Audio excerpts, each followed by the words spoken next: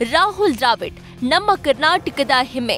ಚಿನ್ನಸ್ವಾಮಿ ಅಂಗಳದಿಂದ ವಿಶ್ವವೇ ಮೆಚ್ಚಿದ ಕ್ರಿಕೆಟಿಗನಾಗಿ ದ್ರಾವಿಡ್ ಬೆಳೆದ ಕಥೆಯೇ ರೋಚಕ.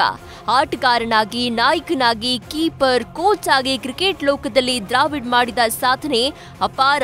ಜೆಂಟಲ್ಮೆನ್ ಗೇಮ್ನ ರಿಯಲ್ ಜೆಂಟಲ್ಮೆನ್ ಅನಿಸಿಕೊಂಡಿರೋ ದ್ರಾವಿಡ್ ನಮ್ಮ ಹೆಮ್ಮೆಯ ಕನ್ನಡಿಗ ಅನ್ನೋದು ಕರ್ನಾಟಕದ ಹೆಗ್ಗಳಿಕೆಯಾಗಿದೆ.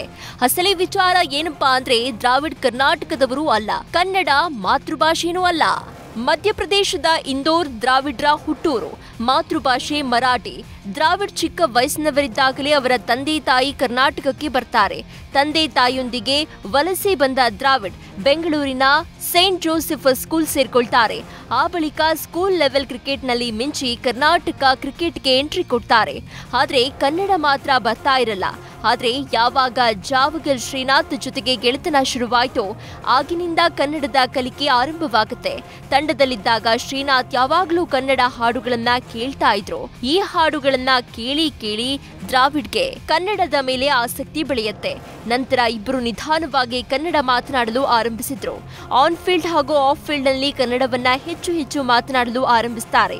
ಶ್ರೀನಾಥ್ರ ಸಹವಾಸದಿಂದ ಕೊನೆಗೂ ದ್ರಾವಿಡ್ ಕನ್ನಡವನ್ನ ಸಂಪೂರ್ಣವಾಗಿ ಕಲಿತಾರೆ.